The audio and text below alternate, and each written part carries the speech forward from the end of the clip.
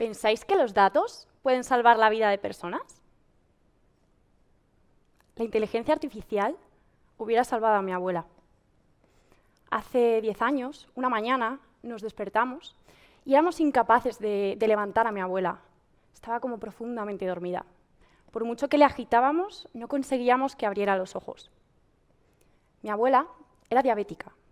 La insulina, que es una molécula que regula el azúcar dentro de su cuerpo, no funcionaba en ella igual que en todos vosotros. Esa mañana, mi abuela estaba sufriendo un coma diabético.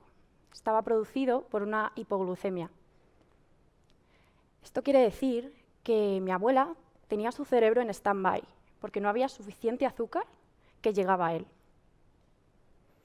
Hace 3 años, una noche de campamento que parecía aparentemente normal, la inteligencia artificial hizo que fuera una noche totalmente normal.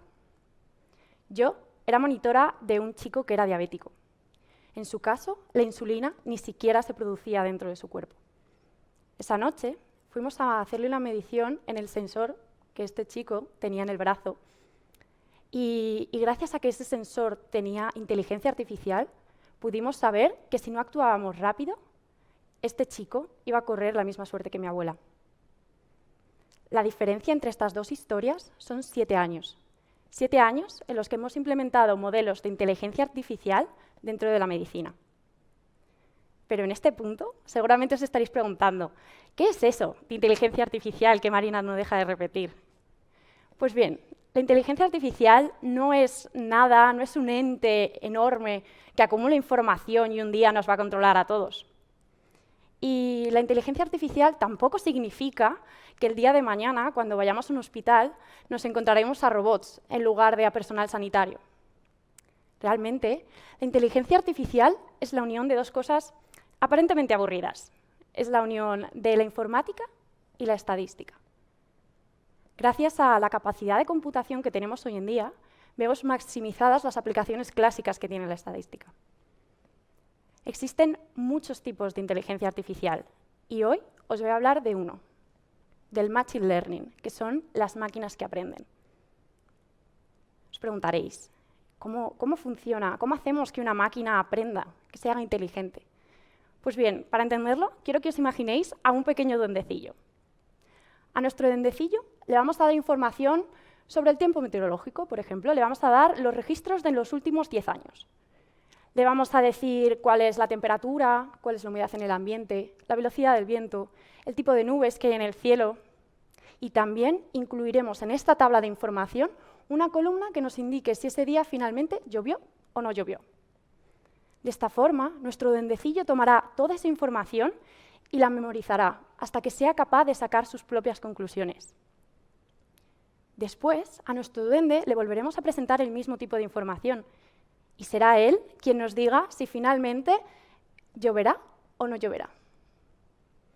Ahora, imaginaros que en lugar de darle información sobre el tiempo atmosférico, le damos información sobre pacientes con diabetes. Le podemos decir cuál es el nivel de glucosa de nuestro paciente antes de comer, la comida que va a comer, y así nuestro modelo podrá predecir cuál será el nivel de glucosa en los próximos 15, 20 o hasta 1 hora más tarde. Si le damos más información al modelo, como por ejemplo la actividad física que va a realizar nuestro paciente, podemos conseguir una predicción más acertada. Todos sabemos que no es lo mismo comernos una manzana y quedarnos así sentados que comernos una manzana y salir a correr. Con toda esta información podemos lograr una predicción que le ayuda a nuestro paciente a elegir mucho mejor la cantidad de insulina que ha de inyectarse en su cuerpo en ese momento exacto del día. Hemos creado modelos de inteligencia artificial y Machine Learning que son capaces de diagnosticar pacientes a los que no se ven sus síntomas. Hay un modelo en particular que está entrenado con datos de la voz, escucha a las personas. Este modelo busca diagnosticar a pacientes de Parkinson en estadios muy tempranos, a los que ni siquiera se les ve temblar, que es el síntoma más característico de esta enfermedad. Como muchos sabréis, el Parkinson es una enfermedad que afecta a nuestros músculos. Y nuestras cuerdas vocales son un músculo. Entonces, nuestro modelo será capaz de detectar una especie de onda muy característica que le ayude a detectar si ese paciente tiene Parkinson o no lo tiene. Hemos conseguido también darle a los ordenadores la capacidad de ver con ojos de médicos. Hemos creado modelos entrenados con radiografías que son capaces de detectar si dentro de esas radiografías se detecta un tumor. También hemos hecho modelos un poquito más avanzados que son capaces de decirnos qué mutación en específico tiene ese tumor. Cuando hasta ahora ese proceso se llevaba a cabo en un laboratorio, tomando una biopsia del tumor del paciente y secuenciando su ADN para determinar la mutación. Para crear todos estos modelos necesitamos una infinidad de datos. Os imaginaréis que los científicos de datos que los crearon tuvieron acceso a una base de datos con muchísimas radiografías, por ejemplo, para nuestro modelo antitumores. Pero nada más lejos de la realidad. Estos científicos de datos solo pudieron acceder a unas pocas radiografías que les dio el médico en particular con el que estaban haciendo este estudio. Si tenemos pocos datos, es muy probable que nuestros datos estén sesgados. Si nuestros datos están sesgados, si no nos aportan suficiente información, es muy probable que el modelo que creemos a partir de ellos en un futuro sea inútil, sea incapaz de generalizar y dar respuesta a la pregunta por el que está creado. Si queremos que podamos incluir el Machine Learning dentro de la medicina, necesitamos sacar los datos de las cárceles en los que están encerrados. Necesitamos liberar los datos, hacerlos disponibles para todos. Y esto tiene un nombre. El lugar donde se encontrarán esos datos es un data lake, un lago de datos. Quiero que os imaginéis un gran lago lleno de agua, con diferentes ríos que van dejándola en este lago. Yo me lo imagino así, pero vosotros os lo podéis imaginar como queráis. Los diferentes ríos de información que llegarán a este lago son el historial clínico que llevamos recogiendo a lo largo de toda nuestra vida, las radiografías de las que hablaba antes, o incluso aquella analítica que nos hicimos hace años y casi ni nos acordamos de ella. Pero es que también podemos incluir en nuestro lago de datos los pasos que damos al día, las pulsaciones que recoge nuestro relojito, o incluso cómo suena nuestra voz cuando hablamos por teléfono. No necesitamos añadir ningún sensor más ni inventarlo. Tenemos mucha información ya disponible. Con todo esto en nuestro Data Lake, podemos crear un modelo de Machine Learning que sea capaz de avisar a nuestro médico si encuentra algún cambio en nuestro cuerpo que sea relevante. Así, el médico podrá llamarnos a consulta y asesorarnos mejor sobre qué está sucediendo dentro de nosotros. Pero es que no solo sería beneficioso a nivel de paciente, sino que también sería muy beneficioso a nivel sociedad. Los ensayos clínicos, por ejemplo, que hemos escuchado mucho hablar gracias a la vacuna del COVID. Estos ensayos saldrán de los hospitales a la calle. La selección de pacientes, por ejemplo, que es una de las partes más complicadas de estos procesos, será mucho más sencilla, porque hoy lo que hacemos es ir hospital por hospital preguntando por los pacientes que tengan las características adecuadas para nuestro estudio. Pero con nuestro Data Lake podemos encontrar todos esos pacientes a golpe de clic.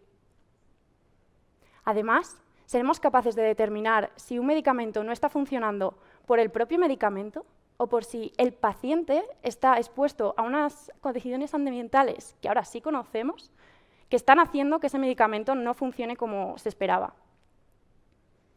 Quiero que os imaginéis también cómo hubiera sido marzo de 2020 si hubiésemos tenido disponible un Data Lake. Muy probablemente hubiéramos encontrado un patrón en la sintomatología de los pacientes con COVID. Haber encontrado ese patrón nos hubiera evitado colapsar las urgencias y más tarde las UCIs. La historia también cambiaría muchísimo si ahora, con las vacunas, tuviéramos también acceso al Data Lake. Si estas vacunas llevaran el, tan comentado chip del que hablaban los negacionistas, que por favor, que nadie salga de aquí pensando que existe ese chip, porque es mentira, no existe, pero bueno, si existiera ese chip y estuviese conectado a nuestro Data Lake, es probable que a día de hoy no siguiéramos descubriendo efectos secundarios sobre las vacunas. Hubiéramos tenido la información disponible desde el principio, porque estaría ya en nuestro Data Lake. Al final, almacenar información es un concepto muy antiguo. Todos conocemos la Biblioteca de Alejandría, pero si almacenamos y analizamos la información que nos aporta valor, podemos cambiar radicalmente la manera en que hacemos hoy medicina. Con nuestro Data Lake podemos hacer que la medicina pase de ser una ciencia que cura a personas a ser una ciencia que previene que las personas caigan enfermas. Podemos hacer, además, que si caen enfermas, el tratamiento sea mucho más personalizado, porque tendremos información disponible sobre el cuerpo de nuestros pacientes que hoy no conocemos. Con este Data Lake, nuestro sistema sanitario de salud dejará de ser uno de los sistemas mejores del mundo y pasará a ser el sistema sanitario más inteligente del mundo. Una mañana quiero ser capaz de levantarme y no solo ver qué tiempo va a hacer en mi móvil. Quiero levantarme y saber que mi cuerpo está bien, que el cuerpo de la gente que me importa está bien. Mi sueño es levantarme con la certeza de que mi madre no va a correr la misma suerte que mi abuela. Mi madre también es diabética y le puede pasar lo mismo. Afortunadamente, mi sueño cada día está más cerca de ser una realidad. Muchas gracias.